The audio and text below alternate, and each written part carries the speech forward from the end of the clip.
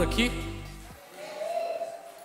Já que você veio nessa noite chuvosa, então você vai fazer valer a pena e você vai aprender. Nós vamos aprender hoje mais a Escritura. Amém, queridos?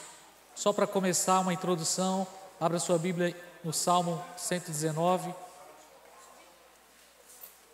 versículo 18.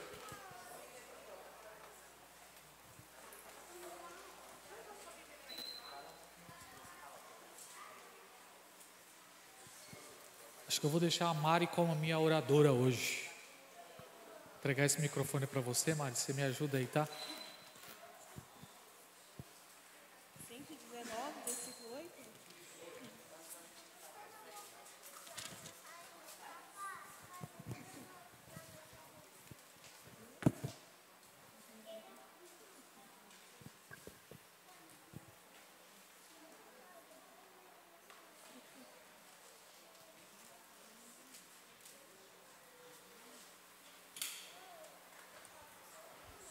Salmo 119, versículo 18.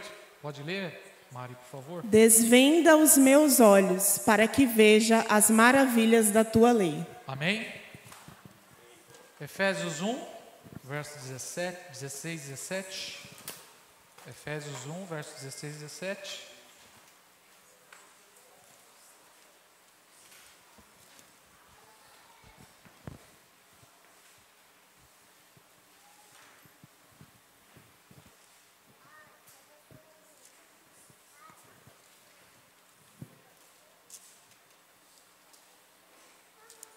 Pode ler, se abriu, pode ler. Não cesso de dar graças a Deus por vós, lembrando-me de vós nas minhas orações, para que o Deus de nosso Senhor Jesus Cristo, o Pai da glória, vos dê em conhecimento o espírito de sabedoria e de revelação. Pode ler o próximo também? Tendo iluminados os olhos do vosso entendimento, para que saibais qual seja a esperança da sua vocação e quais as riquezas da glória da sua herança nos santos. Amém, queridos? Que essa seja também a nossa oração, que possamos ter essa iluminação, clareza, visão espiritual, para que possamos compreender a Escritura da forma correta. Hoje nós vamos trabalhar o tópico, o nosso encontro de hoje, nós vamos trabalhar conexões bíblicas. Amém? Nós vamos falar sobre conexões bíblicas. Ok, gente? A partir da semana que vem, nós já vamos entrar no livro de Gênesis. Nós já vamos entrar e fazer um panorama do livro de Gênesis. Mas esse conteúdo de hoje é de extrema importância. Com certeza vai inspirar você, vai gerar no seu coração mais expectativa em aprender mais da palavra de Deus. Como nós temos sempre falado aqui, semana passada o que nós tratamos, quem lembra os dois conteúdos, os dois tópicos que a gente tratou aqui? Primeiro foi anotação. Lembra do que a Sheila falou? A divisão da Bíblia, lembra? Nós falamos sobre como a Bíblia está dividida. 2 testamentos, Antigo e Novo Testamento. O Antigo Testamento, quantos livros? 39 livros no Antigo Testamento, dividido em quantos grupos? Qual é o primeiro grupo? Primeiro grupo, gente? Pentateuco. Segundo grupo? Históricos. Terceiro grupo? Poéticos. Quarto grupo? Profetas. Vamos lá, todo mundo junto? Pentateuco, históricos, poéticos e profetas. Essa é a forma que o Antigo Testamento está dividido por temas. Lembra que falamos que não é por ordem cronológica, mas é por assuntos? Então, essa é a forma que está dividida o Antigo Testamento. Novo Testamento, quantos livros? 27 livros. Quais são as divisões deles? Primeiro grupo, evangelhos. Quantos evangelhos tem? Segundo grupo, histórico, né? O único livro histórico que tem é o livro de Atos dos Apóstolos. E o terceiro grupo são as cartas, as epístolas. Entre elas temos 3 epístolas de Paulo e a restante, as epístolas gerais, servem para toda a igreja. E o último grupo é o livro O único livro profético do Novo Testamento é? Parabéns para vocês, viu, gente? Ninguém aplaude nada. Nós falamos sobre isso semana passada e depois também nós trabalhamos sobre a canonização da Bíblia. Quem lembra? Quem não lembra? Quem não lembra e lembra. Vocês não estão levantando a mão? Como a Bíblia foi canonizada, como chegou a essa conclusão dos 66 livros. Lembra que falamos que existia diversos livros, centenas de livros que rolavam na época e houve um critério para chegar nesses 66 livros. Ok, gente? 66 livros. E quem lembra que nós trabalhamos a diferença entre a Bíblia judaica, a Bíblia protestante e a Bíblia católica? Quem lembra? A Bíblia judaica é o mesmo Antigo Testamento que o nosso. Contém 22 ou 24 livros, dependendo ali da ordem, porém são os mesmos 39 livros. É que eles não fazem essa distinção entre 1 e 2 Samuel, 1 e 2 Crônicas, o livro de Reis não existe essa divisão. Neemias e Esdras é o mesmo livro, por isso que são 24. Aí nós falamos da Bíblia católica. Quantos livros tem a Bíblia católica? 7 a mais, ou seja, 73 livros que contém a Bíblia católica. E nós falamos sobre a distinção desses livros, por que esses livros não foram inseridos no cânon da Escritura. Lembra disso, gente? Vocês lembram ou não lembram, gente? Pelo amor de Deus, o povo esquece muito fácil das coisas. Por que eu estou falando isso? Porque justamente para introduzir aqui o nosso assunto, por que os católicos, os judeus e os protestantes, sendo que são a mesma Bíblia, é a mesma Bíblia, é ou não é? A Bíblia católica é a mesma Bíblia que a nossa, sim ou não? A diferença é que existe 7 livros a mais, que são livros apócrifos. E por que esses livros estão lá? Esses livros estão para dar base às doutrinas. Cada livro tem uma citação que vai dar base àquilo que eles acreditam, oração pelos mortos e outras coisas mais. Mas nós conversamos aqui, falamos que existe muitas contradições nesses livros, desde a sua autoria, e também esses livros eles se contradizem. Por exemplo, o livro de Judite, que está na Bíblia Católica, fala de uma mulher que ela começou um jejum e não parou nunca mais. Jesus jejuou quantos dias? Essa mulher começou um jejum e até hoje está jejuando. No livro lá, para vocês verem. Mas esses livros contêm também informações históricas importantes sobre o período que tratamos entre o Antigo e o Novo Testamento. Lembra que falamos que houve ali um período de 400 anos? Agora, por que eles... existe o católico tem uma interpretação, os judeus não conseguem enxergar da forma que os evangélicos... Por que existe essa distinção, sendo que é a mesma Bíblia? Alguém pode me dar uma dica? Por que vocês acham? Sendo que é a mesma Bíblia, que todo mundo tem, e por que há essa divisão, essa diferença de pensamentos? Alguém sabe por quê? É por conta de uma palavra chamada cosmovisão. O que é cosmovisão? É o óculos pela qual eles enxergam a Bíblia. Cada um colocou um óculos. A cosmovisão judaica, a cosmovisão católica e a cosmovisão protestante evangélica, cada um tem uma forma de interpretar a Bíblia. Ao ler a Bíblia, eles interpretam a Bíblia à luz da sua cosmovisão. Aí que está a grande diferença. Eles enxergam a Bíblia a partir da sua visão de mundo. Cada um enxerga a Bíblia a partir da sua cosmovisão, da sua ótica, do seu óculos. Calvino, um reformador da igreja, ele disse que depois do pecado, todo ser humano nasce míope, espiritualmente falando. Por quê? O pecado, ele afetou a nossa visão, a forma que nós enxergamos o mundo.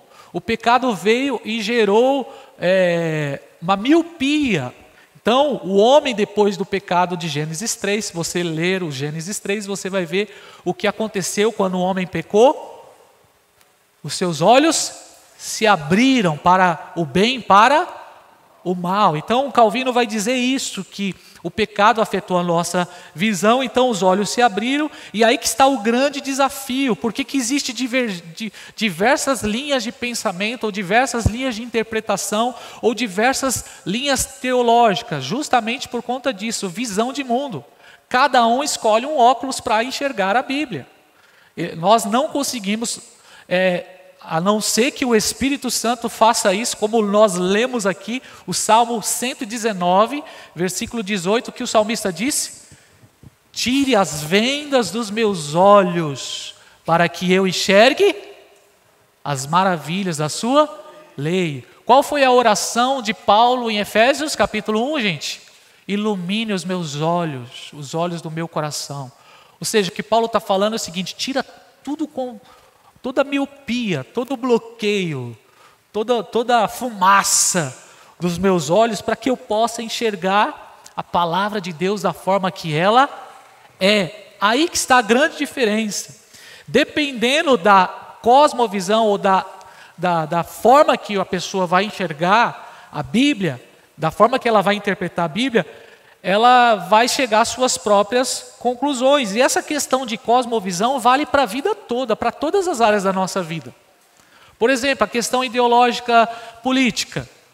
Você pode explicar o A ou B para a pessoa, você pode desenhar, mas se ela tem aquela forma de ver, a ideologia que ela criou, seja de esquerda, de direita, que são os dois lados, a pessoa não vai conseguir enxergar.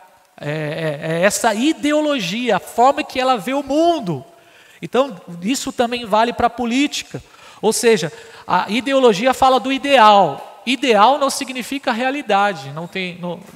Não necessariamente a sua idealização, ou o seu ideal de vida, ou o seu ideal de mundo é igual à sua vida real, à sua realização. Está fazendo sentido, gente?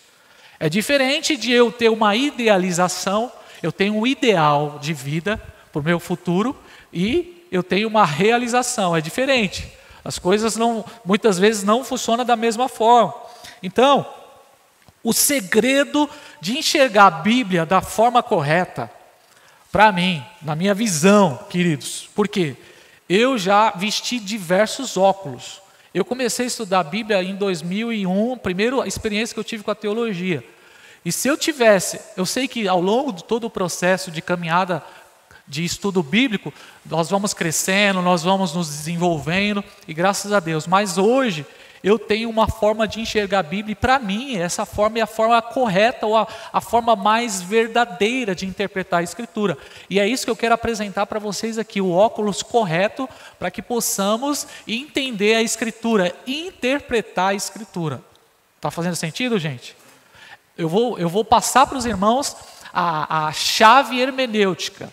Hermenêutica é uma doutrina que Sandro fez teologia. O que é hermenêutica?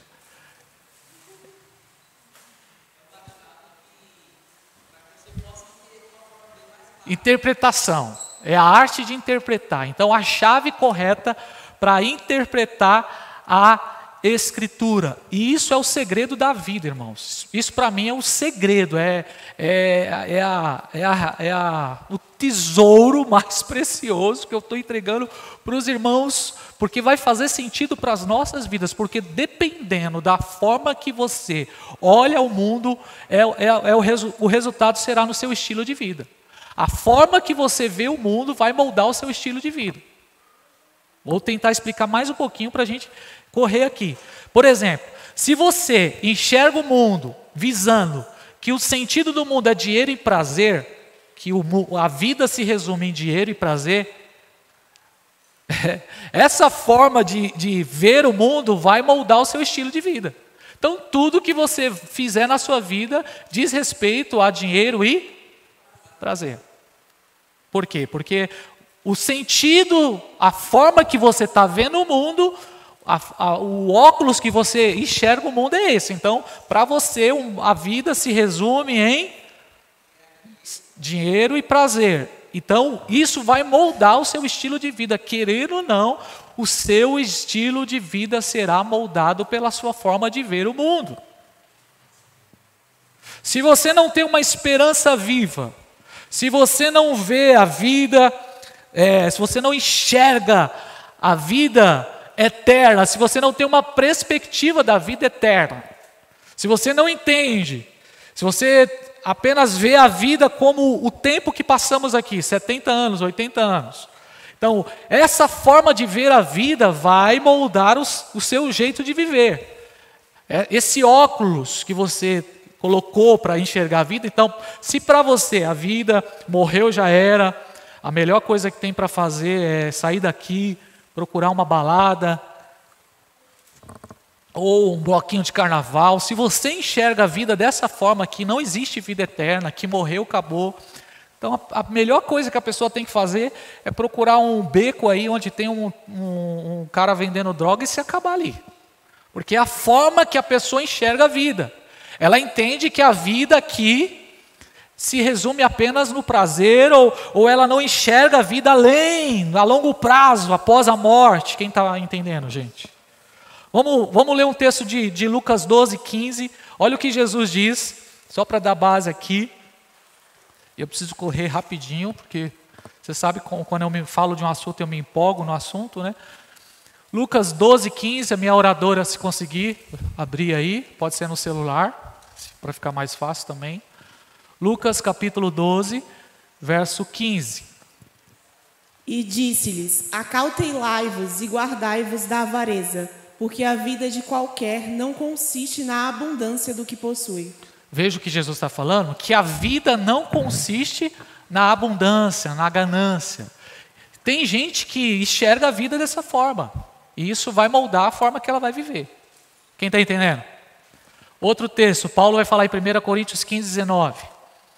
Olha o que Paulo fala. Se esperamos em Cristo só nessa vida, somos os mais miseráveis de todos os homens. Percebe, gente? Se a nossa esperança em Cristo está aqui nessa vida, não faz sentido a gente estar aqui hoje, nessa quinta-feira, estudando a Escritura. Se a vida cristã se resume apenas no aqui e agora, não faz sentido nenhum. E o capítulo 15 de Coríntios, Paulo vai tratar justamente sobre isso, defendendo.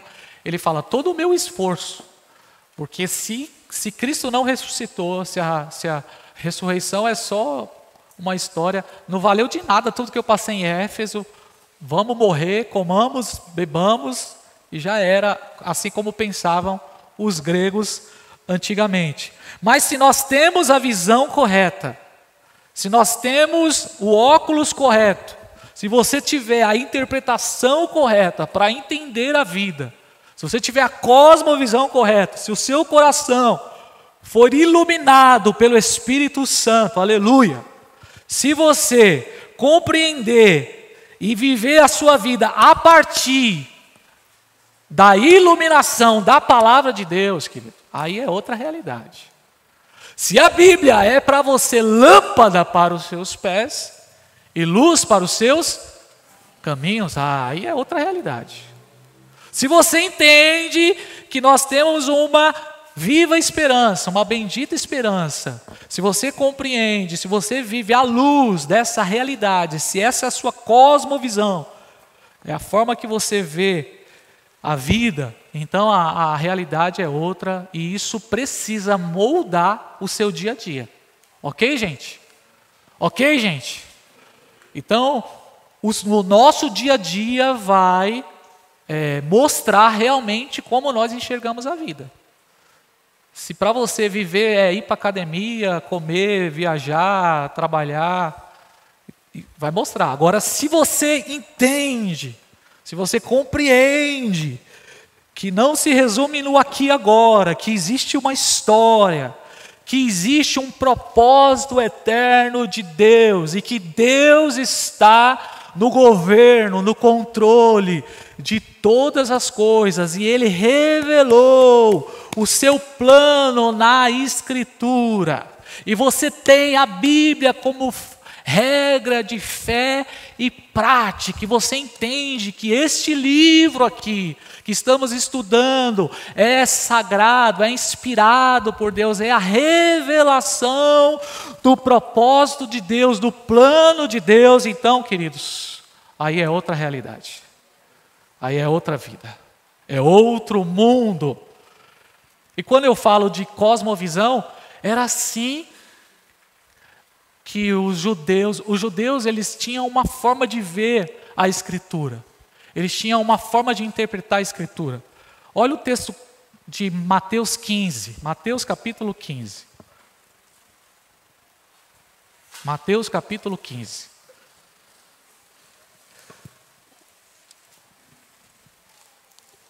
Hoje você veio para mergulhar na Escritura, amém, irmãos? É só o começo aqui. Mateus capítulo 15, olha essa passagem só para mostrar para você por que os judeus não conseguem enxergar aquilo que a gente enxerga. Por que os judeus não conseguem enxergar Jesus? Olha o que Jesus fala aqui no verso 1. Então alguns fariseus e mestres da lei, vindos de Jerusalém, foram a Jesus e perguntaram: por que os seus discípulos transgridem a tradição dos líderes religiosos? Pois não lavam as mãos antes de comer. Respondeu Jesus: e por que vocês, judeus, líderes religiosos, transgridem o mandamento de Deus por causa da tradição de vocês? Olha que interessante essa passagem aqui. Os judeus chegaram diante de Jesus porque eles tinham, na época, existia duas escolas de interpretação, uma de um líder chamado Hillel, outra de outro líder chamado Shammai. Eram duas escolas que interpretavam as Escrituras, Antigo Testamento. Então os líderes, os fariseus, eles não enxergavam o Antigo Testamento com uma visão pura. Eles enxergavam a partir da tradição dessas duas escolas. Então cada escola, e essas duas escolas eram rivais.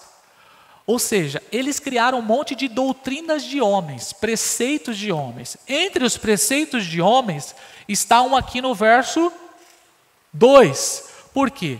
Jesus e os discípulos meus, os caras não lavavam a mão. Os caras vinham da rua e já comiam. Só que era preceito da lei, das escolas, da tradição deles, ter que lavar a mão antes de comer. Hoje a gente sabe que isso é higiene, né? Na época não tinha muito isso aqui, entendeu? Era outra realidade. Então Jesus ele vai contestar essa tradição com uma outra lei. E Jesus apresenta para eles o seguinte: e vocês estão transgredindo o mandamento de Deus por causa dos preceitos de vocês, por conta da interpretação que vocês criaram, da forma que vocês estão enxergando a Escritura. O que Jesus está apresentando aqui nesse capítulo é que nós precisamos enxergar a lei de Deus de forma pura, o que Deus realmente disse na palavra. Entre outras, uma outra forma de falar, era isso que Jesus estava dizendo. Vocês estão colocando um fardo pesado que não está na lei, que não é mandamento de Deus. O contrário. A Mari pode ler o verso 4, Mari, por favor, o 4 até o 8, até o 9. Pois Deus disse: honre o seu pai e a sua mãe, e quem amaldiçoar o seu pai ou a sua mãe terá que ser executado. Mas vocês afirmam que se alguém disser ao seu pai ou à sua mãe: qualquer ajuda que vocês poderiam receber de mim, já dediquei a Deus como oferta. Certamente não precisam honrar o seu pai. Assim vocês anulam a palavra de Deus por causa da tradição de vocês. Hipócritas, bem profetizou Isaías acerca de vocês, dizendo: este povo me honra com os lábios, mas o seu coração está longe de mim. Irmãos, aqui Jesus está combatendo uma tradição da época, uma tradição que eles criaram na época, que se você ofertar na igreja, se você trazer a oferta no templo, na igreja não, no templo, não precisa honrar seu pai e sua mãe, você está livre. Era isso. Mas meu pai, eu tinha que... Não precisa, porque você já ajudou na igreja. Ou você já ajudou no templo. O que Jesus está dizendo para eles aqui é o quê? Vocês são hipócritas. Vocês estão desonrando o mandamento de Deus. Por quê? Porque eles enxergavam o Antigo Testamento a partir da tradição. Eles enxergavam o Antigo Testamento a partir da Talmud, dos livros dos líderes. Eles não liam a palavra de Deus. Nos dias de Jesus, os fariseus, eles não liam a palavra de Deus de forma pura. Eles enxergavam a partir da tradição. E até hoje é assim. Quando você vai tratar com um judeu sobre o texto bíblico, ele vai chegar em você e vai dizer, não, mas isso não está respaldado na Talmud. Não foi isso que nós aprendemos nas nossas escolas rabínicas. A tradição diz outra coisa. Mas você apresenta para ele, você mostra para ele, mas ele não consegue enxergar. Por quê? Porque ele enxerga a partir da tradição. A mesma coisa acontece com os católicos. O que predomina na maior parte dos católicos, eu não estou generalizando, porque nós sabemos que existe servos de Deus em todos, na igreja de Cristo, seja católica, pentecostal, onde for, existe servos de Deus, mas a maior parte deles interpreta a Bíblia a partir da tradição. Eles não interpretam a Bíblia a partir do texto real. Eles não olham o texto da forma que está escrito. E você pode mostrar, mas ele não vai conseguir enxergar, porque ele está com um óculos. O óculos da tradição. E da mesma forma acontece no nosso terreno também, no nosso quintal. Tem gente que enxerga a Bíblia a partir do óculos da teologia da prosperidade. Então a pessoa colocou o óculos da teologia da prosperidade, tudo que ela vai ver na Bíblia diz respeito a isso. Ela vai ler a história de Davi e o gigante, e ela não vai enxergar o texto da forma correta. Ela vai enxergar que ela precisa acabar com o gigante dela, e o gigante financeiro dela vai cair, e assim vamos caminhando. Quem está entendendo? Da mesma forma os pentecostais, eles colocam o óculos pentecostal. Esses dias eu estava conversando com os irmãos que começou teologia, tudo empolgado. Pastor, comecei teologia, meu, que da hora. Falei, qual teologia? Como assim qual? Tem várias, sim, existe diversas. Eu já vesti várias delas. Já vesti a teologia calvinista, a arminiana, tirei o óculos, várias, teologia da libertação. Tem diversas teologias. Teologia liberal, a pior de todas é a liberal. Que é aquele que vem e pega e diz assim, não, Gênesis não é um livro literal, é só uma literatura alegórica. Não aconteceu de fato. E está ensinando a igreja. Não houve milagre da multiplicação.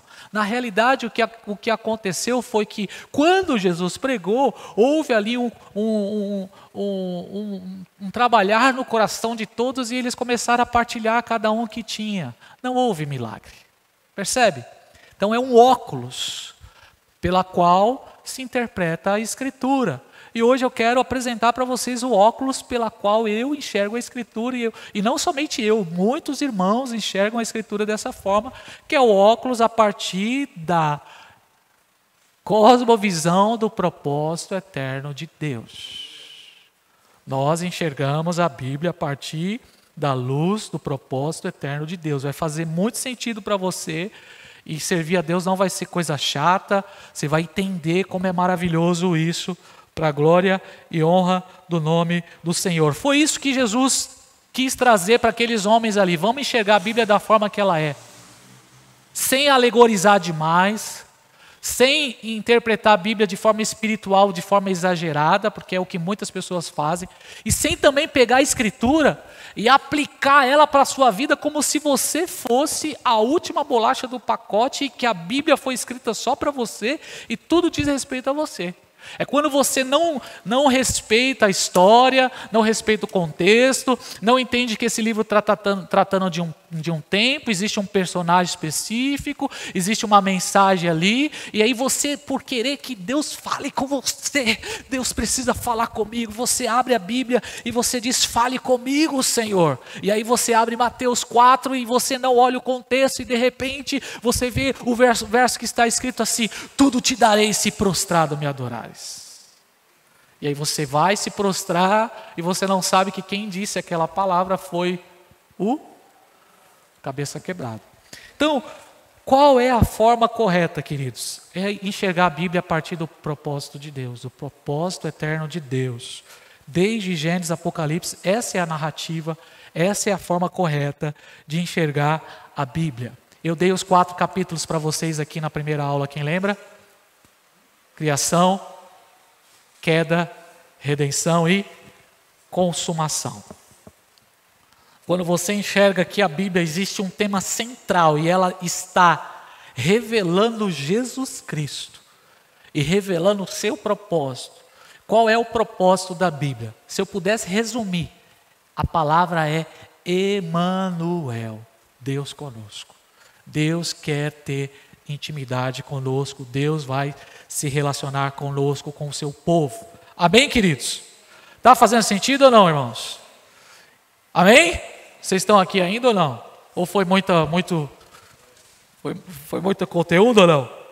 Então vamos lá, vamos caminhar, vou te mostrar como isso é possível através das conexões bíblicas. Nós vamos entrar então aqui nas conexões bíblicas e você vai perceber isso.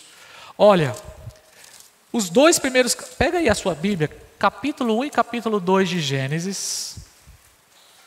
Coloca o dedinho assim no capítulo 1 e capítulo 2 de Gênesis e vai lá para o final da Bíblia, no capítulo 21 e 22 de Apocalipse. Você vai ver como a Escritura é fabulosa, como a palavra de Deus é incrível e como Deus ele se revela o seu plano na Escritura. Esses 4 capítulos, capítulo 1 e capítulo 2 de Gênesis e capítulo 21 e 22 de Apocalipse, eles estão extremamente conectados. Existe um paralelo profundo entre esses 2 capítulos. Eles vão falar de todo esse propósito de Deus, falar da criação e falar da nova criação. Então vamos lá, vamos ver aqui. Só um detalhe antes de eu apresentar para vocês e mostrar aqui. Esses 4 capítulos da Bíblia são os únicos capítulos que nós não vamos ver a presença do pecado. Capítulo 1 e capítulo 2 de Gênesis, quem está aqui, gente? Não tem pecado. Por quê? O pecado entra onde? Em Gênesis 3. Em Gênesis 3 entra o pecado. E o capítulo 21 e 22 de Apocalipse também não há presença do pecado. Existe uma realidade semelhante entre esses capítulos. Vamos lá. Começando. Gênesis 1, verso 1. No princípio, criou Deus céus e a terra. Apocalipse capítulo 21, verso 1.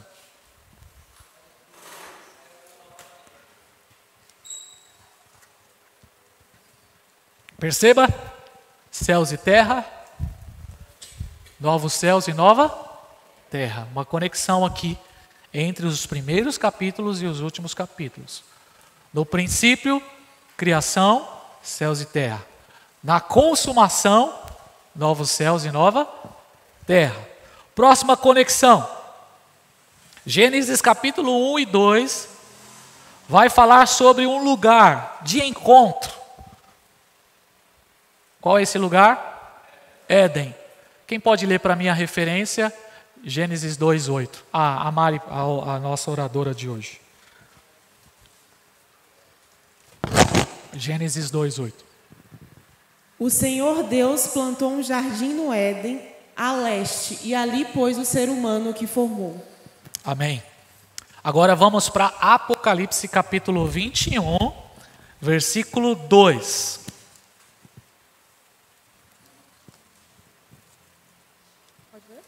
Pode ler.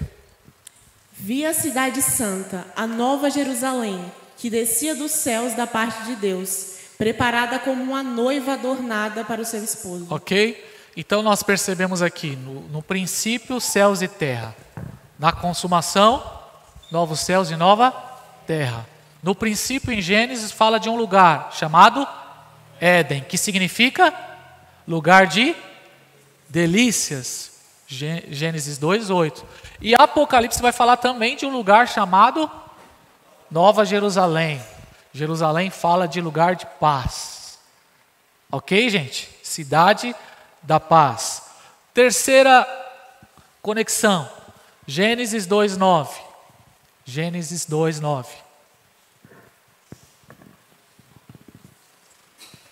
Então o Senhor Deus fez brotar do solo todo tipo de árvores agradáveis aos olhos e boas para o alimento.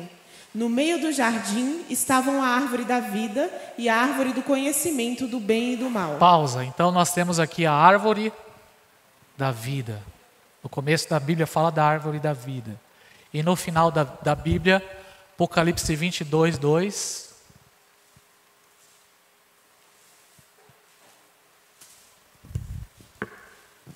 No meio da rua principal da cidade, de cada lado do rio, estava a árvore da vida, que frutifica 12 vezes ao ano, uma por mês. Amém. Uau. Gênesis capítulo 1 e 2, os dois capítulos de Gênesis, os dois primeiros capítulos, vai nos falar de um casal. Qual é o nome deles? Adão e? Referência, Gênesis 2:22.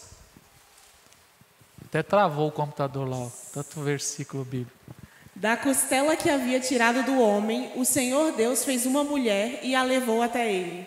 Ok, tá bom.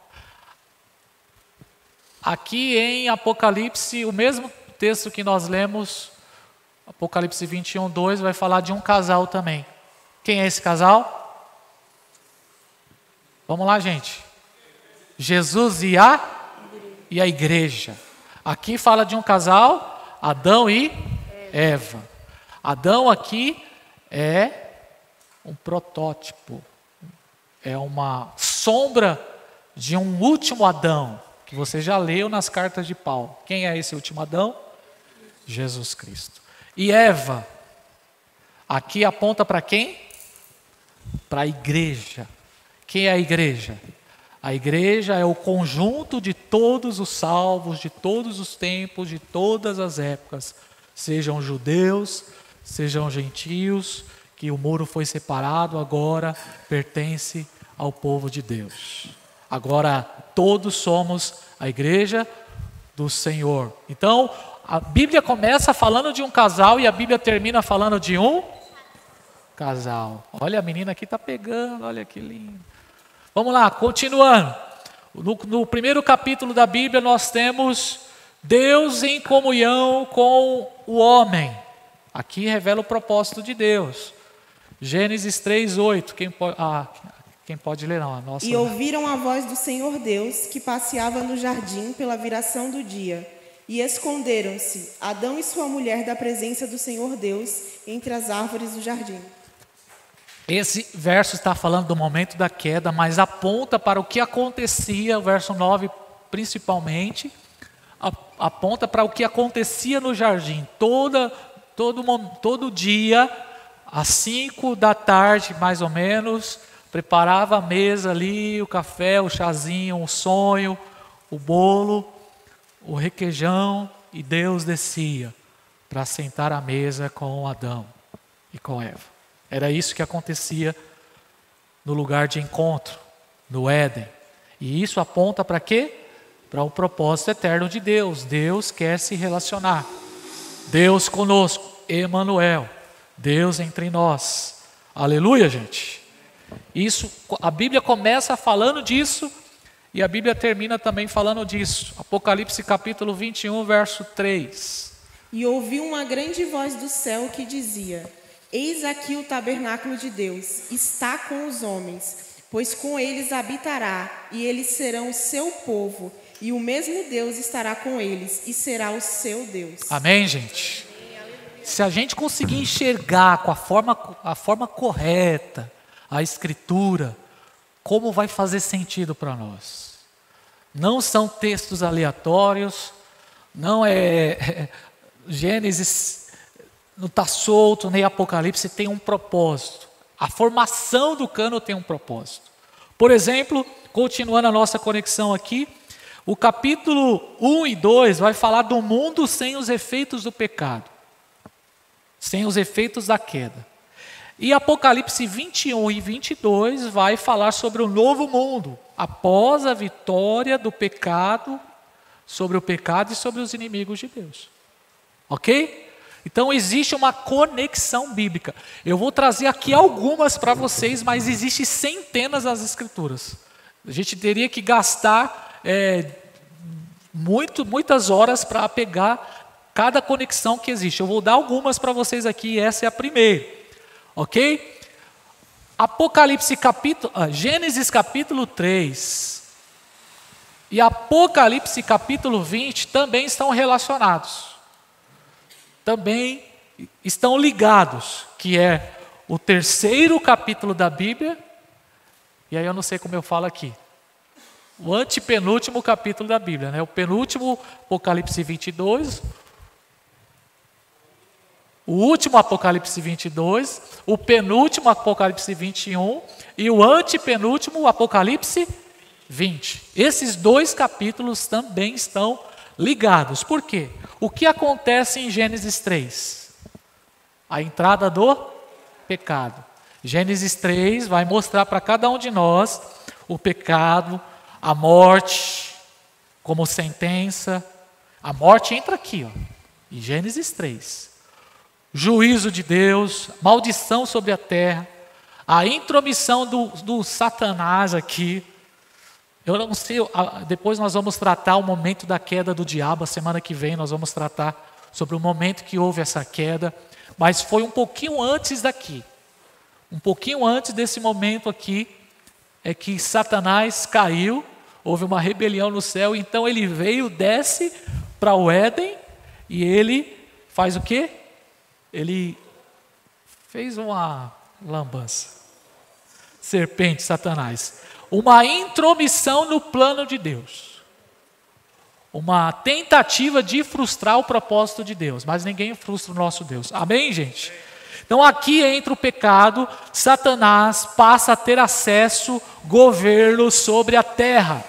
Por quê? Quem deu esse acesso a ele? O homem. À medida que o homem, e o Adão e a Eva pecou, está acompanhando aí, Douglas? O que aconteceu? O homem passa a autoridade. Deus deu autoridade para o homem. Você vai ver isso nos 2 primeiros capítulos. Você vai governar e dominar a terra.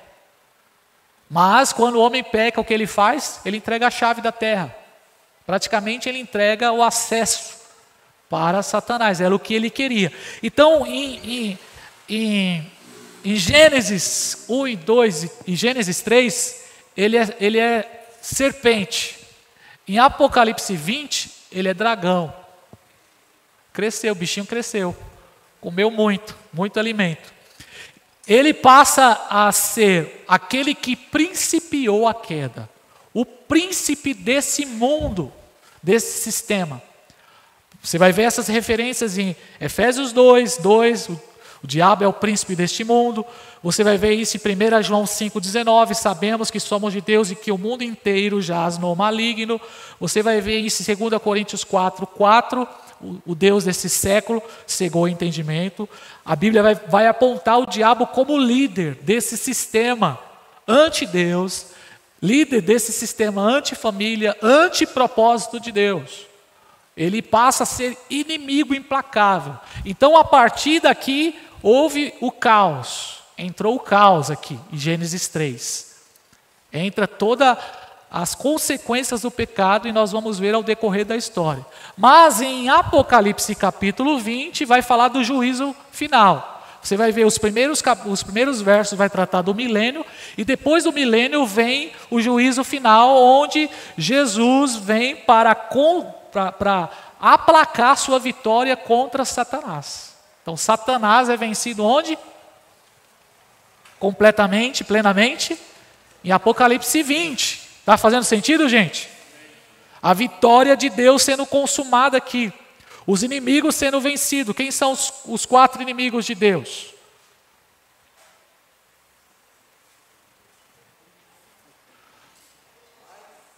Satanás, Anticristo, falso profeta e Babilônia. Os 4 inimigos. É o que você vai ver no livro do Apocalipse. Babilônia aponta para a cidade de Satanás, que é o sistema do mundo, que é contra, é diferente da Nova Jerusalém. Ok? Gente, vocês estão aqui ou não? Vamos lá, a gente está pegando, vamos lá, a gente vai conseguir. Só tô apresentando uma conexão, daqui a pouco eu vou apresentar mais, você vai ver, vai sair sangue do seu nariz daqui a pouco. Em Apocalipse capítulo 20, você vai ver aquele que principiou aqui a queda sendo destruído. O diabo vai ser lançado no lago de fogo e enxofre, junto com o anticristo e falso profeta. A trindade satânica sendo destruída e Babilônia caindo definitivamente. Aleluia. Dá um glória aí, pentecostal. O diabo sendo lançado no lago de fogo, Apocalipse 20, 10. Pode ler aí, oradora.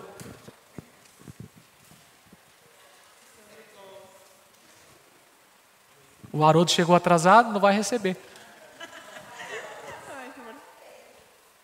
E o diabo que os enganava foi lançado no lago de fogo e enxofre, onde estão a besta e o falso profeta. E de dia e de noite serão atormentados para todo sempre. Lê o verso 14 para mim, Mari. Verso 14.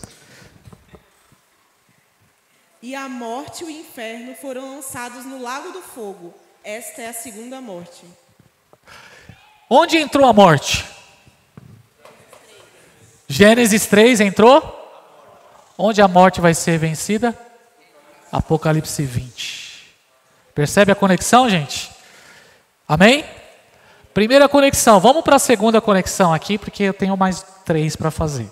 Para mostrar para você que de Gênesis a Apocalipse existem conexões. Abra sua Bíblia em Isaías 46, 10.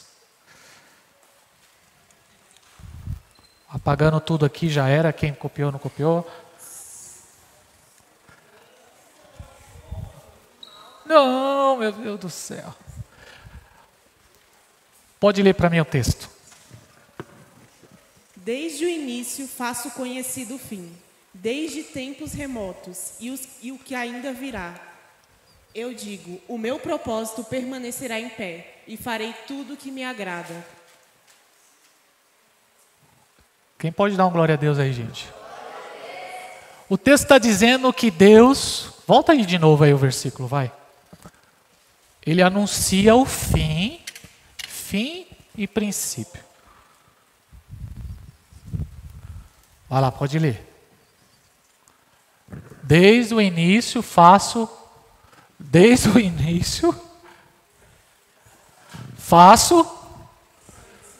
o fim. Aleluia. Aleluia. Então vamos ler Gênesis 1. Gênesis 1, 1. Aqui é fim. Vamos ver mais conexões bíblicas.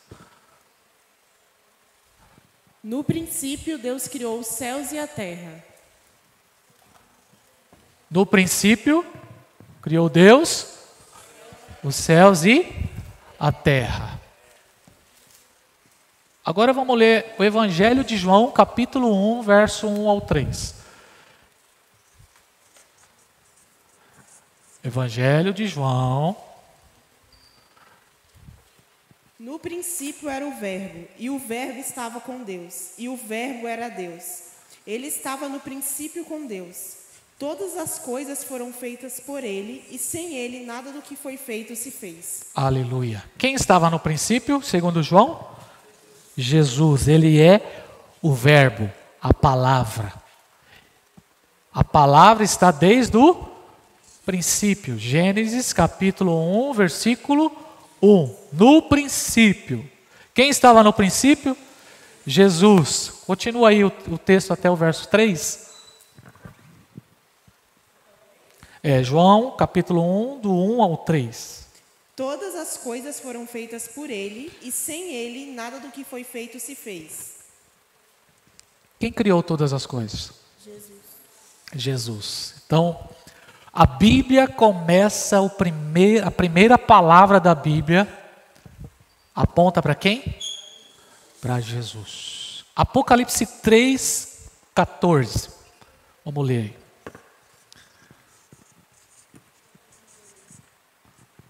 Ao anjo da igreja em Laodiceia escreva: Eis o que diz o Amém, a testemunha fiel e verdadeira, o soberano da criação de Deus. Quem é o Amém? Jesus é o princípio e Jesus é o Amém. Apocalipse 22, verso 21, o último. Termina como? A última palavra. A graça do Senhor Jesus Cristo seja com todos. Amém. A Bíblia começa apontando para Jesus. E a Bíblia termina falando de Jesus. Essa é a forma correta, irmãos. Tudo diz respeito a Jesus. No princípio era o Verbo, e o Verbo era Deus. E o Verbo estava com Deus, e sem Ele nada do que foi feito se fez. Tudo diz respeito a Jesus. Ele é a palavra, Ele é o Logos. Aleluia. Ele é o princípio. Apocalipse capítulo 1, verso 8.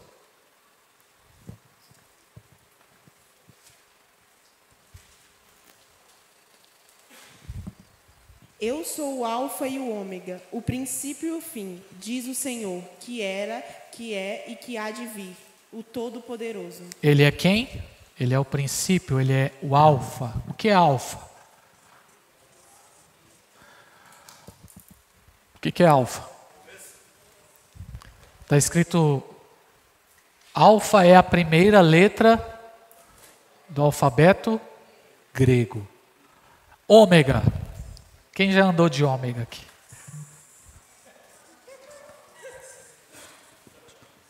Quem já teve um ômega? Ômega é a última letra do alfabeto grego. Jesus é alfa, Jesus é ômega. Jesus é o primeiro.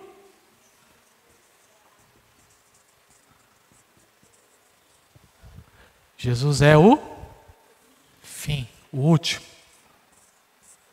Último. A Bíblia fala de Jesus. Verso 17 do capítulo 1 de Apocalipse. E eu, quando o vi, caí a seus pés, como morto. E ele pôs sobre mim a sua destra, dizendo-me: Não temas, eu sou o primeiro e o último. Glória a Deus. Apocalipse 2, 8.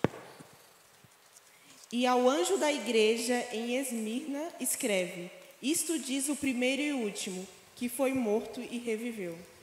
Como a Bíblia começa, gente? Qual é a primeira palavra? Princípio.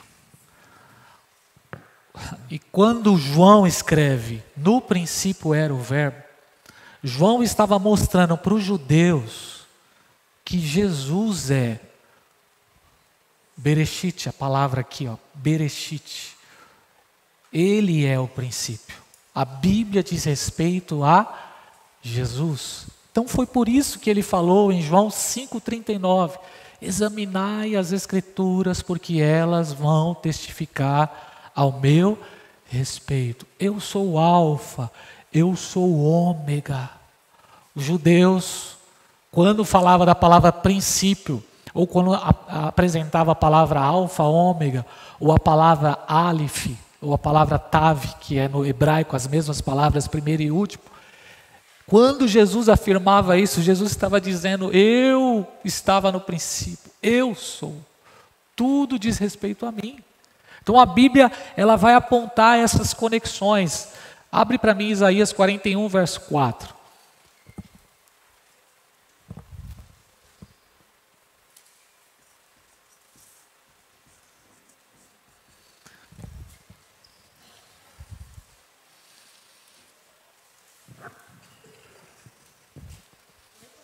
Pode ler. Quem fez tudo isso? Quem chama as gerações à existência desde o princípio? Quem, gente? Vamos lá, gente. Quem? Jesus. Aleluia. 700 anos antes de Jesus se manifestar, Isaías já estava escrevendo sobre ele. Quem fez tudo isso? Quem criou os céus, a terra e tudo que nele há? Jesus. Continua.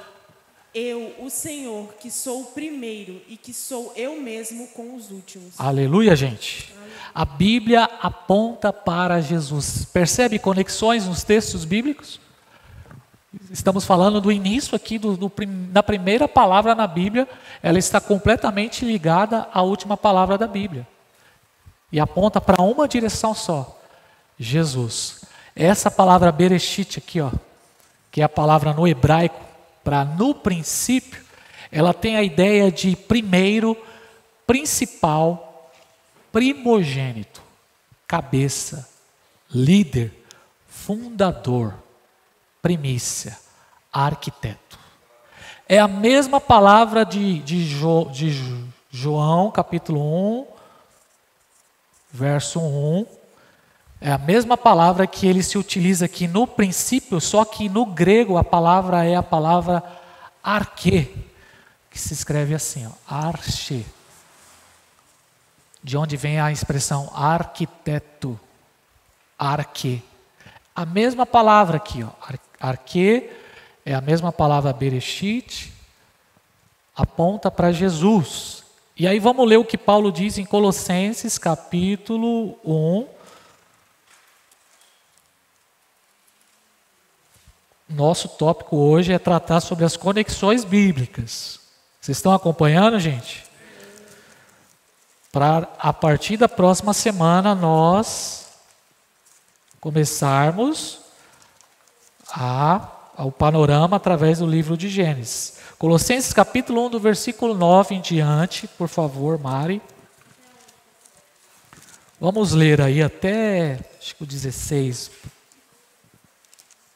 Por esta razão, nós também, desde o dia em que o ouvimos, não cessamos de orar por vós e de pedir que sejais cheios do conhecimento da sua vontade, em toda a sabedoria e inteligência espiritual, para que possais andar dignamente diante do Senhor, agradando-lhe em tudo, frutificando em toda boa obra e crescendo no conhecimento de Deus, fortalecidos em todo o poder, segundo a força da sua glória, em toda paciência e longanimidade, com gozo, dando graças ao Pai, que nos fez idôneos para participar da herança dos santos na luz. Luz. O qual Parou, luz, a expressão luz aqui. O que acontece no início da Bíblia? Qual que é a primeira declaração de Deus? Haja luz. Toda vez que você ouvir falar de luz na Bíblia, também está apontando para Cristo. Continua. O qual nos tirou da potestade das trevas e nos transportou para o reino do seu Filho de amor. A pausa. Ele nos tirou, apaguei. Ele nos tirou do sistema do mundo, da Babilônia, e nos levou para onde? Para Nova Jerusalém. Nós já estamos nas regiões celestiais. Nós já fomos tirados desse sistema que foi principiado por Satanás, o príncipe deste mundo, o líder, o cabeça quebrada, que rebeliou. Mas Cristo, que é o primogênito dos mortos, que é o príncipe da paz, que é o fundador, que é o arquiteto, que é a primícia, que é o cabeça, o que ele fez? Verso 13, ele nos tirou e colocou aonde? No reino da luz. Aleluia. Pode continuar. Em quem temos a redenção pelo sangue, a saber, a remissão dos pecados, o qual é a imagem do Deus invisível, o primogênito de toda a criação. Pausa. Essa palavra primogênito é essa palavra arque aqui, ó. A mesma palavra no hebraico, bereshit, princípio. E isso não quer dizer primogênito, porque Os testemunhas de Jeová usam essa expressão para dizer que Jesus foi criado. Primogênito fala do principal, do arquiteto, do fundador. Essa palavra fala daquele que foi escolhido. Se você ler no Antigo Testamento, você vai ver que Deus sempre vai trocar a ordem dos primogênitos. Lembra? Você vai ver isso. Aconteceu com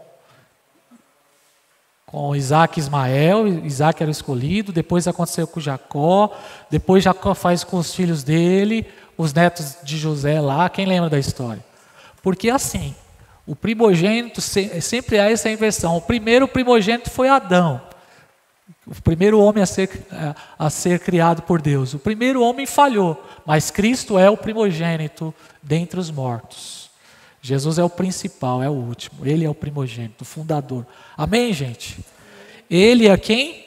Ele é a imagem do Deus invisível, o primogênito sobre toda a criação. Ele é o que principiou a criação. Ele é o arquiteto da criação. Ele é o fundador da criação. Ele é o cabeça. Continua a leitura aí. Porque nele foram criadas todas as coisas que há nos céus e na terra, visíveis e invisíveis, sejam tronos, sejam dominações, sejam principados, sejam potestades. Tudo foi criado por ele e para ele. E ele é antes de todas as coisas, e todas as coisas subsistem por ele.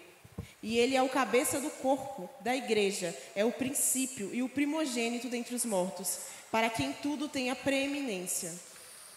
Aleluia.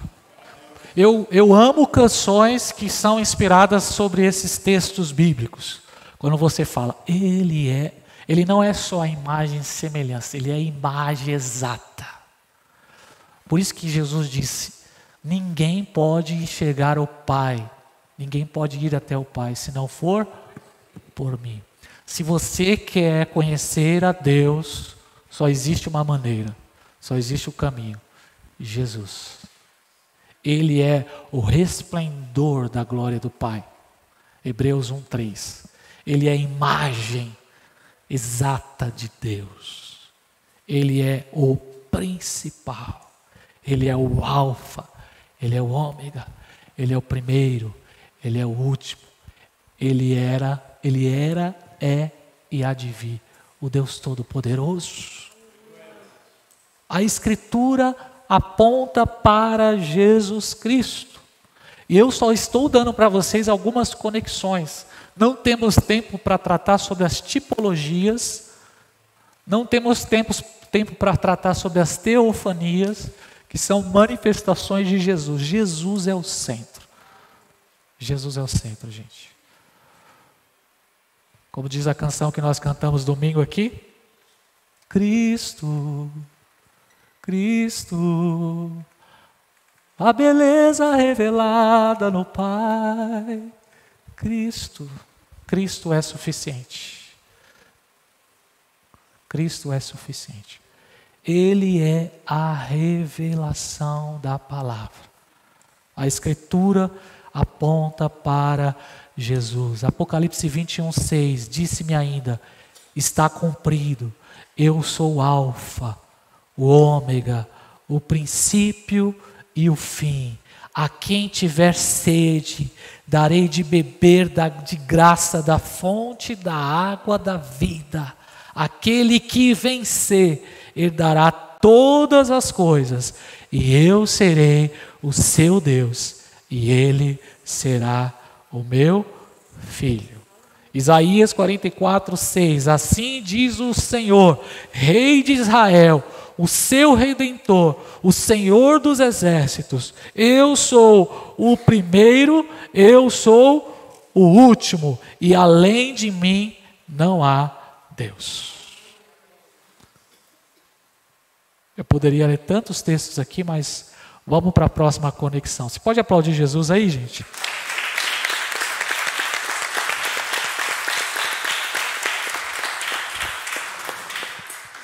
Vamos para mais uma conexão aqui, vamos lá. Tá gostando, gente? 3 pessoas só.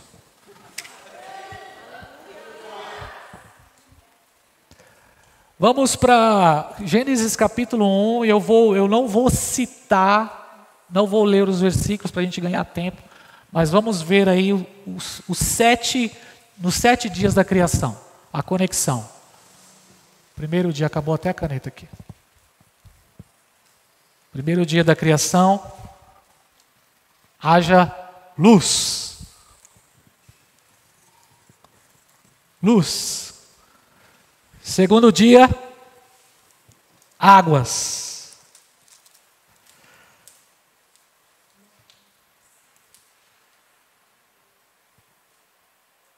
Verso 6, águas.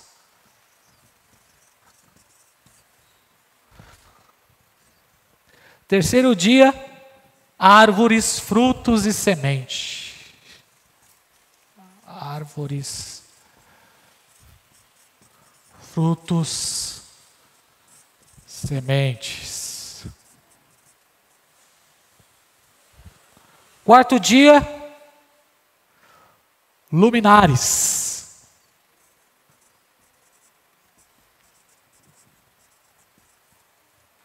Para que servem os luminares?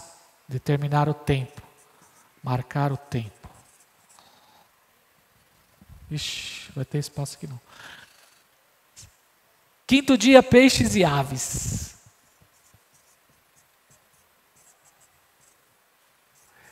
Quando você escreve, você sabe que isso também ajuda você a compreender mais, viu? Você ouve, acho que 20%, eu não sei qual porcentagem. Uma porcentagem do aprendizado está em ouvir, outra está no escrever, outra está no falar e ensinar, e assim você vai formando mais. Importante anotar. Ah, eu estou anotando para quê? Justamente para facilitar e você ter mais habilidade aí. Animais, depois dos peixes, no sexto dia. E por último, o sábado, que é o descanso. Só para você pegar aí. No princípio criou Deus os céus e a terra, porém estava sem forma e vazia, havia trevas sobre a face do abismo. Verso 3, e ele disse, haja luz. Quem é a luz? Quem é a luz? Vamos ver a referência bíblica, anota aí, João 8,12. Se puder colocar o texto lá em cima e a oradora já lê. João 8,12. Falando novamente ao povo, Jesus disse, eu sou a luz do mundo. Quem me segue nunca andará em trevas, mas terá a luz da vida. Amém, glória a Deus. Então quando a Bíblia começa falando, haja luz, quem é a luz? Jesus, João 8,12. Tem outras referências aqui, eu não vou falar. Águas, segundo dia. João 4:10 e 11 e João 7:38. Referência. O que Jesus disse sobre águas? Jesus lhe respondeu, se você conhecesse o dom de Deus e quem está pedindo água, você lhe teria pedido e ele lhe daria água viva. A mulher disse, o Senhor não tem com o que tirar água e o poço é fundo. Onde pode conseguir essa água viva? O 12. Põe o próximo aí, o 12, só para... Quem é a fonte da água da vida? Jesus. João 7:38.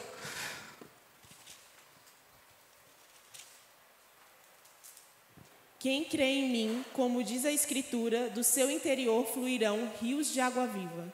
Aleluia, glória a Deus. Então quando a Bíblia fala de águas, no início de Gênesis está apontando também para Jesus. Ele é a água da vida. Terceiro, árvores, frutos e sementes. João 15, do versículo 1 ao 5.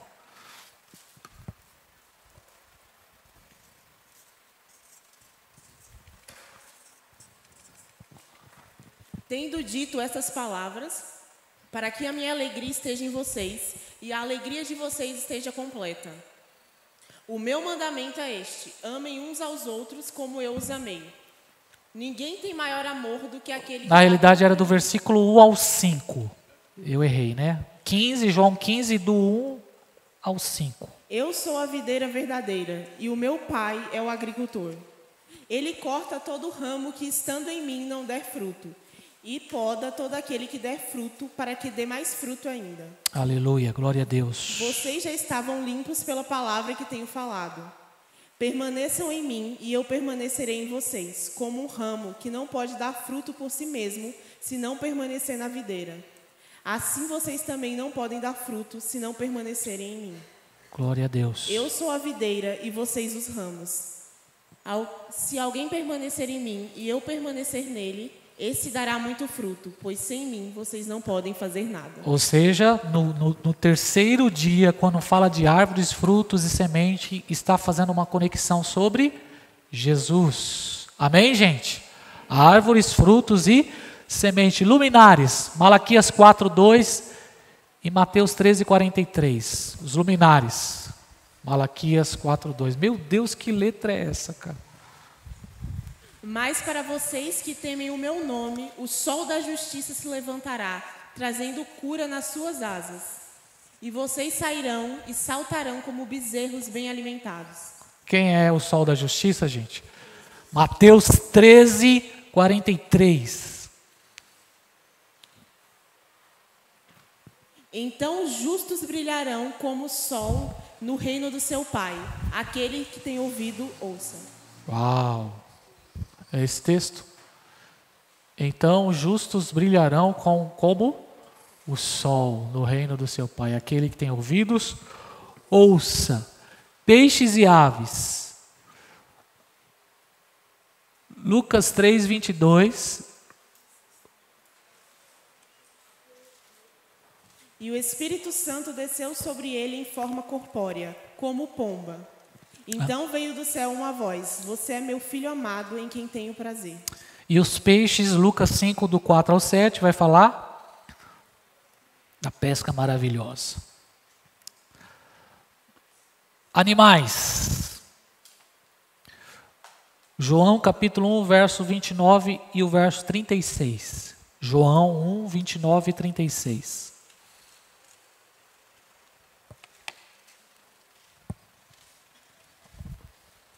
No dia seguinte, João viu Jesus aproximando-se e disse: vejam, é o Cordeiro de Deus que tira o pecado do mundo. Este é aquele de quem eu falei quando disse: depois de mim vem um homem que é superior a mim, porque já existia antes de mim. Eu mesmo não conhecia, mas para que ele fosse revelado a Israel, vim batizando com água. Verso 36, só. Quando viu Jesus passando, disse: vejam, é o Cordeiro de Deus. Amém, gente? Amém. E o último dia da criação foi o sábado. Será que sábado fala de Jesus, gente? Vocês acham? Mateus 11, 29, texto bem conhecido.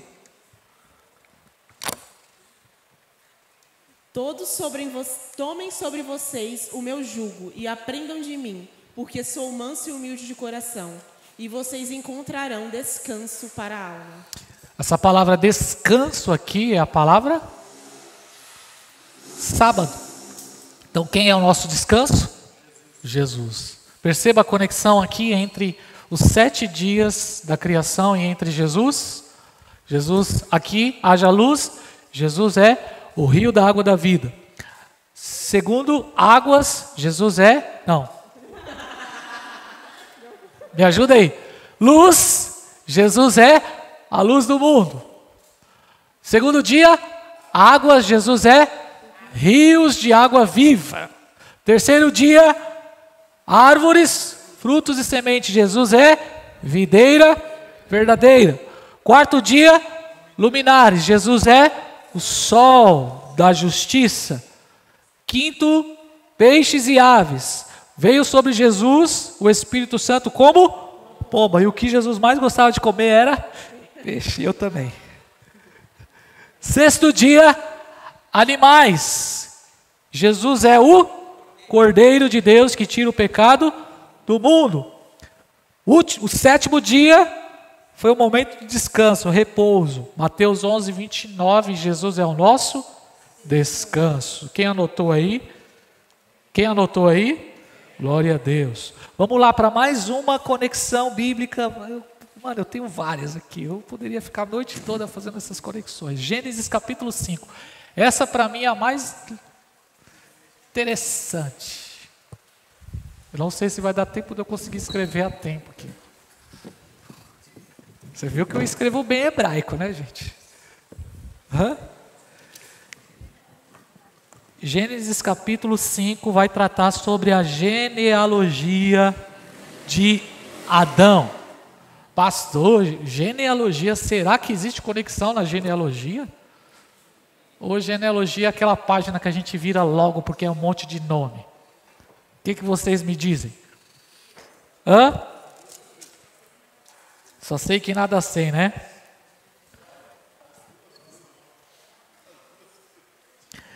Gênesis 5 é o livro da geração de Adão. Por que a genealogia é tão importante? Porque a genealogia vai nos auxiliar nas datações.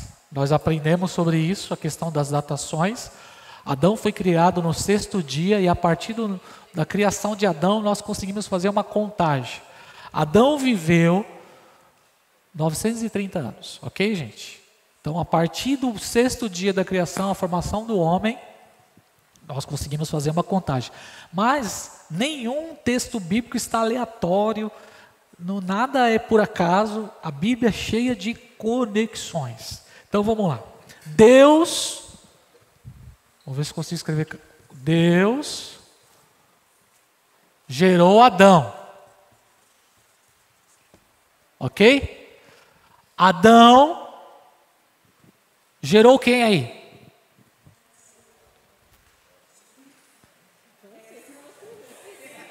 Leia aí o texto. 7. Adão gerou 7. Versículo 4. 7. Adão gerou 7. 7 viveu.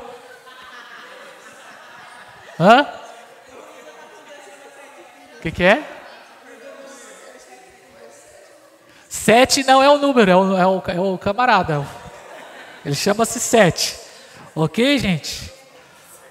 O 7 viveu até 105 anos e quando ele tinha 105 anos ele gerou Enos.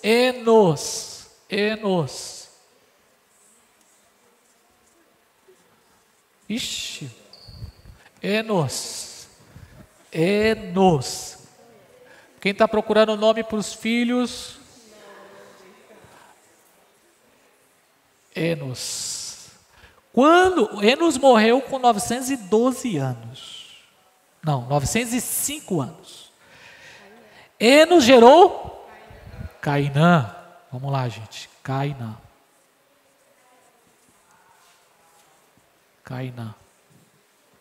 Tem acento no Cainã, hein? Tem acento aqui, ó. Cainã, quando chegou aos 70 anos, ele gerou Maalalel.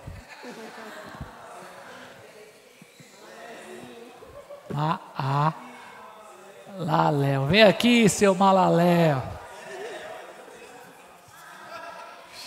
Maalalel. Tá certo, Léo. Maalalel.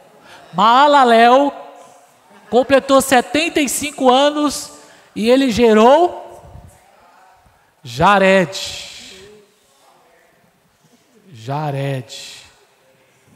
Pastor, que negócio chato. Jared, quando completou 162 anos, ele gerou Enoque. O 7º da linhagem, Enoque. Enoque, quando completou 65 anos, ele gerou Matusalém.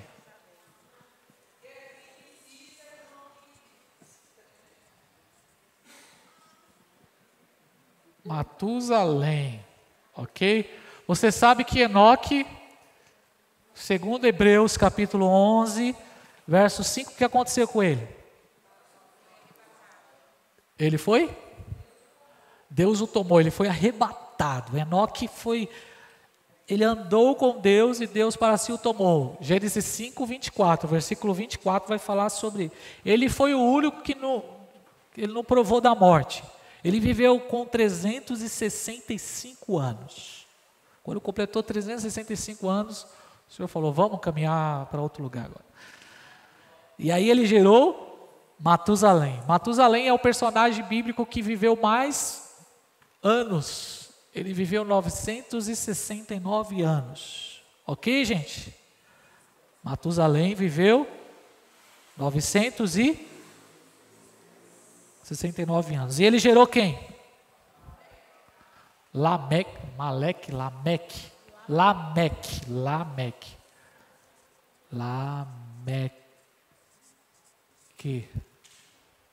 Lameque, o oitavo, né? Não, Lameque é o nono. Lameque viveu com 182 anos e gerou quem? Noé, o último aqui que a gente vai trabalhar nessa genealogia. Noé é o número 10. 10 é um número importante na Bíblia. Assim como o número 7 também é um número importante na Bíblia. 7 é um número importante. E o número 3 também são números importantes. São números que fazem toda a diferença na Escritura. Ok? Pastor, tudo bem, vamos lá. Quais são as conexões bíblicas aí? Por que você trouxe a genealogia de Adão no capítulo 5? Se você pegar o nome desses camaradas aí, e você traduzir o nome de cada um deles, pegar o nome, qual é o significado do nome Adão, o significado do nome Sete, o significado do nome Enos, o significado do nome Cainã, Malael, e você pegar os significados, e você colocar um atrás do outro, vai passar uma mensagem. E eu vou apresentar para vocês aqui a mensagem. O que significa Adão? Deus se fez homem. Adão significa homem, humano. Se você quiser anotar aí, depois a gente vai fazer a junção das palavras. Adão gerou Sete. Você sabe que os 2 primeiros filhos de Adão foi quem? Caim e Abel. O que aconteceu? Gênesis 4, né? O Caim matou o Abel e o Caim se tornou filho do diabo. Caim foi deserdado, gente. Vai ter um texto bíblico aí que vai falar isso sobre Caim. Caim, ele desobedeceu, ele escolheu a desobediência, então ele passou a ser chamado de filho do maligno. Que tristeza para Caim. E Caim gerou toda uma geração, e a genealogia de Caim está em Gênesis 4. Mas a Bíblia não destaca o ano que eles viveram, por quê? O que aconteceu com essa geração de Caim? Eles morreram quando? No dilúvio. Então a geração de Caim foi exterminada da face da terra. Deus começou a recontar a partir de 7. Se você ler Gênesis capítulo 5 e 6, você vai ver que a partir de 7 é o recomeço. 7 se tornou o filho principal de Adão, porque o Abel, profeta, morreu, e o Caim seguiu seu destino. O que significa 7? Colocado no lugar. O significado do nome 7 é colocado no lugar.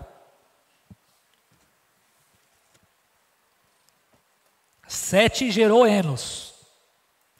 O que significa Enos? Como homem mortal. A palavra Enos tem a ver com homem mortal. O nome Cainã significa, isso pesquisei no Strong, que é o dicionário. Você pega o nome hebraico, tem um significado do nome. Então você vai ali, ele vai representar, ali tem um significado. O nome Cainã significa possuidor. Para você que está anotando. Nós já vamos encerrar, tá bom, gente? O nome Malael, será que ele era o fabricante das malas? Malael significa glória a Deus, louvor a Deus.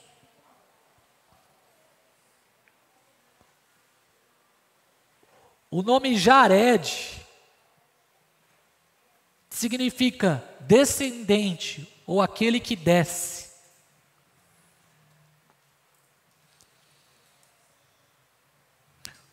Está anotando, gente, aí? Estou esperando para que eles estão anotando. O nome Enoque significa instruído ou dedicado, consagrado, ensino, aponta para ensino, instruído. Instruído. O nome Matusalém significa quando ele morrer haverá derramamento. Esse é o significado do nome Matusalém. Ou também dardo, broto. Dardo. O nome Lameque significa cair de posição, ou oprimido, ou pobre, ou aquele que não tem esperança. Lameque. E por último, Noé significa consolo dos trabalhos, descanso. O nome Noé significa descanso. Gênesis 5:29. Agora vamos ver como a palavra de Deus é incrível. E como a Bíblia existe conexões. Se você ajuntar todas as frases, vamos ajuntar todas as frases. Está escrito assim, de duas formas. A primeira é, o Deus homem, colocado como homem mortal, possuidor da glória de Deus, descerá, ensinando que quando ele morrer, haverá derramamento até sobre os pobres de um consolador.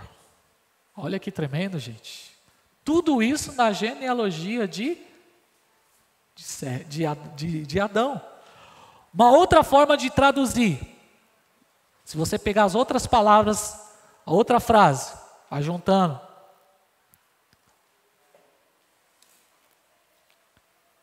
Cadê? Peraí.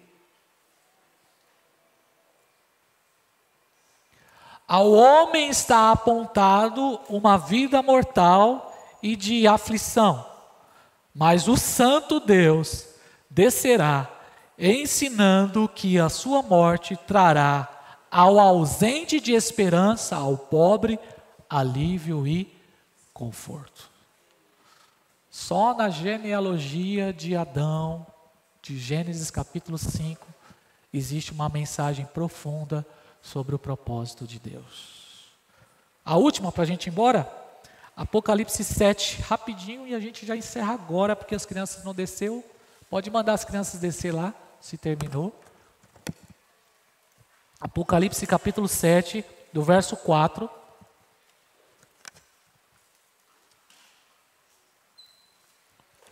Vai falar sobre os 12 patriarcas. Eu não vou ler o texto para a gente ganhar tempo, mas eu vou citar eles. O primeiro é Judá. O segundo é Rubem. Me ajuda aí quem está lendo o texto. Quem é o terceiro? Neymar.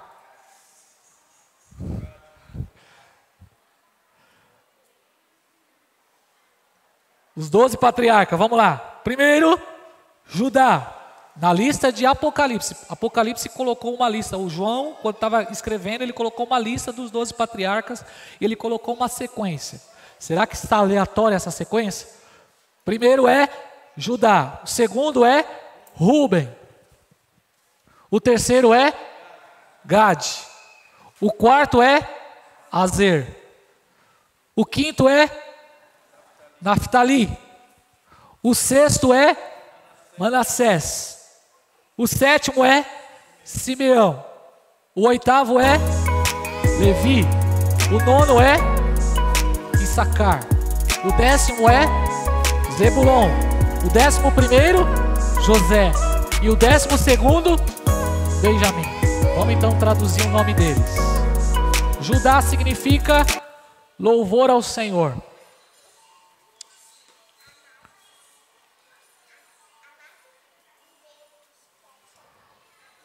Rubem significa ele olhou para mim. Gade significa foi-me dada boa sorte.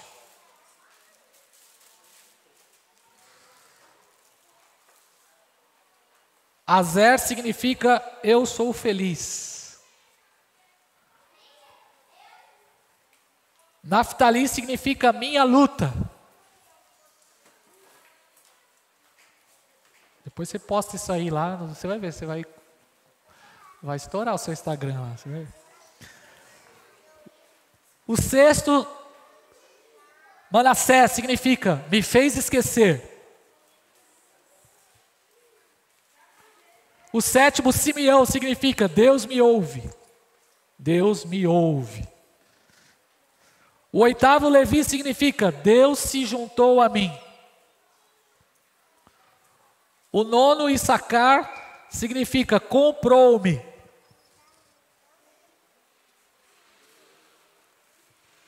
O décimo, Zebulon, significa habitação. Habitação. O 11º, José, significa ele me escolheu. E o 12º, que é Benjamim, significa filho da sua mão direita. Agora vamos juntar as frases e a gente levanta e vai embora para casa com essa última conexão bíblica. O que representa a ordem dos 12 patriarcas em Apocalipse 7? Vamos lá? Vou louvar ao Senhor, pois Ele olhou para mim e mudou o meu destino ou a minha sorte. Estou feliz, porque a minha luta, Deus está me fazendo esquecer. Deus me ouve e se juntou a mim. Ele comprou-me e me fez a sua habitação. Ele me escolheu como seu filho da sua mão direita. Eita, Deus, chega, arrepia, Jesus, aleluia. Glória a Deus. É possível estudar a Bíblia e se deliciar nela. É possível aprendermos, é possível darmos glória a Deus, simplesmente estudando a Escritura, irmãos. Deus abençoe a sua vida. Espero que esse encontro de hoje possa ter gerado em você um desejo maior de conhecer mais sobre a palavra de Deus e perceber quão maravilhoso é esse livro. Fiquemos de pé, vamos orar. Você pode exaltar Jesus aí, queridos? Pai, muito obrigado, Senhor, nós te louvamos por essa noite preciosa. Como é maravilhoso aprender sobre a tua palavra. E como é maravilhoso saber que tu és o princípio de todas as coisas. Que o Senhor é o centro, Pai. E assim, Senhor, nós queremos terminar esse encontro de hoje, rendendo ao Senhor toda a glória, toda a honra e todo o louvor. Tu és o Alfa, tu és o Ômega. Tu és o primeiro, tu és o último, aquele que era, que é e que há de vir. Todo o restante é só o restante. Tudo diz respeito ao Senhor. Para o Senhor é toda a glória, toda a honra e todo o louvor. E que nós possamos também apontar a nossa vida para o Senhor. Que nós, Senhor, não possamos apenas gerar expectativas em nós, mas que cada pessoa olhar para nós possa enxergar Jesus. Revela Jesus aos nossos corações. Revela mais, nós queremos conhecer a tua beleza. Nós queremos nos deliciar em conhecer mais sobre o Senhor. Tire toda visão embaçada dos nossos olhos, Senhor. E que estejamos, ó Deus, com os olhos limpos para te enxergar nas páginas das Sagradas Escrituras. Em nome de Jesus. Pastor, quinta-feira, dia chuvoso aí, todo mundo cansado. Será que veio alguém para a igreja hoje? Eu acho o seguinte, negão, para trazer o povo para a igreja precisa ter cantor, evento. O pessoal não vem para estudar a Bíblia. Será? Eu acho que não, hein? Vamos ver se tem alguém aqui que veio estudar a Bíblia? Vamos lá? Vamos lá, vamos lá. Nosso negócio é... Bíblia!